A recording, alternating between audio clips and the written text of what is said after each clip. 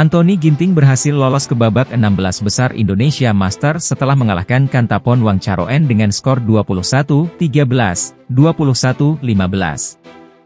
Ginting langsung unggul 4-0 atas Kantapon ketika laga baru dimulai. Raihan 4 poin berikutnya lalu mengantar Ginting memimpin 8-1. Dominasi Ginting terus terasa hingga interval game pertama. Ginting memimpin 7 angka, 11-4.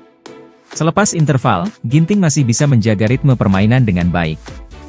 Ginting unggul 13-5 lalu berlanjut menjadi 17-7. Backhand smash dari Ginting lalu membuat ia memimpin 18-9. Ginting lalu merebut game point di angka 20-10. Sempat 3 kali gagal, Ginting akhirnya menutup game pertama dengan kemenangan 21-13.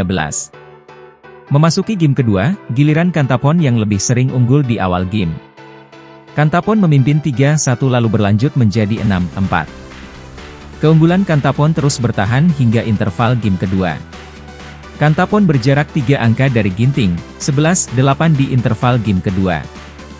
Momentum kebangkitan Ginting lalu terjadi tak lama begitu permainan kembali dimulai seusai interval. Ginting merebut 4 poin beruntun dan berbalik unggul 13-12. Setelah keunggulan tersebut, Ginting bisa kembali menekan dan mendominasi permainan.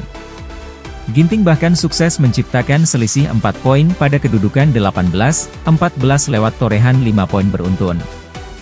Ginting lalu merebut poin ke-19 lewat penempatan shuttlecock di depan net. Momentum bagus terus dilanjutkan oleh Ginting. Ginting merebut match point di angka 20-15. Smash keras Ginting lalu mengakhiri permainan dengan skor 21-15.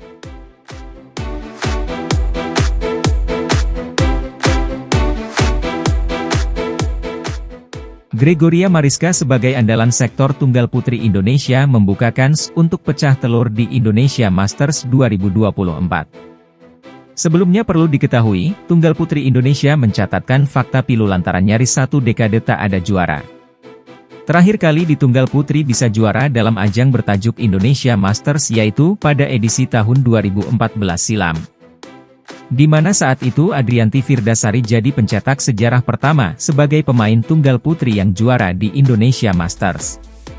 Sayang prestasi menawan dari Adrianti sampai saat ini belum bisa dilanjutkan oleh juniornya lantaran ketatnya pertarungan di tunggal putri.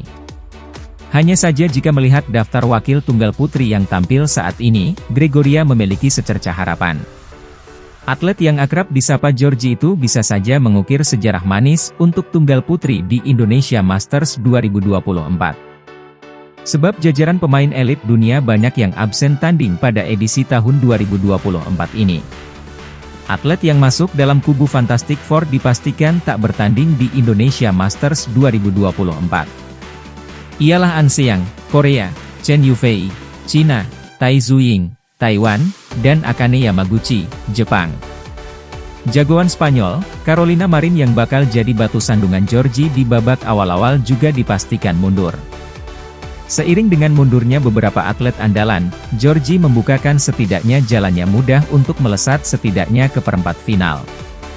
Tantangan berat Georgie untuk ke semifinal yaitu Ratchanok Intanton, Thailand.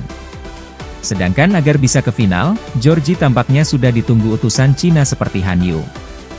Juga ada underdog yang tampil mengesankan di India yakni Yo Jia-min dari Singapura.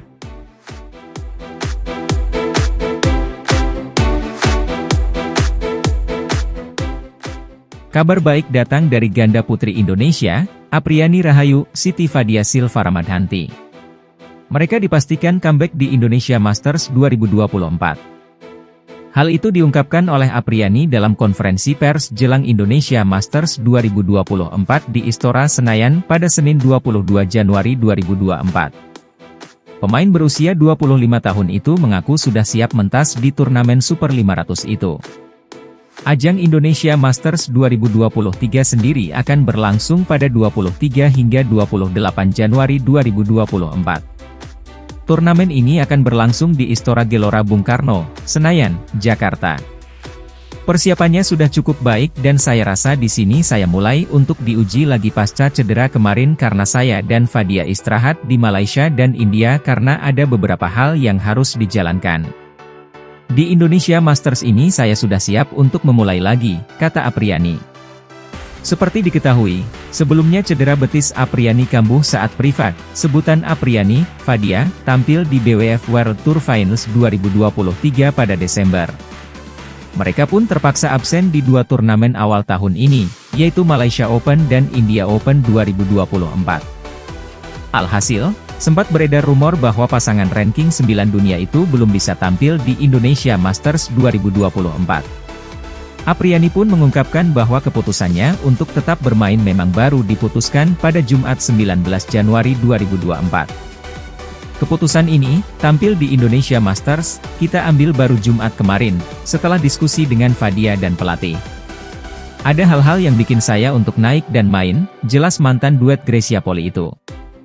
Absen dalam dua turnamen besar di awal tahun jelas menjadi sebuah kerugian bagi Apriani, Fadia. Namun, mereka menegaskan bahwa semuanya sudah diperhitungkan. Walaupun begitu, sebenarnya juara Hong Kong Open 2023 itu memang belum berniat comeback di Indonesia Masters 2024 karena rencananya baru mulai bermain di Tour Eropa. Alhasil, mereka tak memikirkan poin selama tampil di Istora Senayan pekan ini. Pastinya yang dua turnamen absen itu sudah kita perhitungkan poinnya. Di sini kami harus final dan juara untuk amankan posisi kami, jelas Apriani. Sebenarnya, kami berniat main di All England dulu. Kalau kemarin pun saya enggak ada cedera, ada yang harus dilakukan, mungkin kami enggak juga mau buru-buru dengan poin juga. Yang penting kami mau capai target aja, poin belakangan, pungkasnya.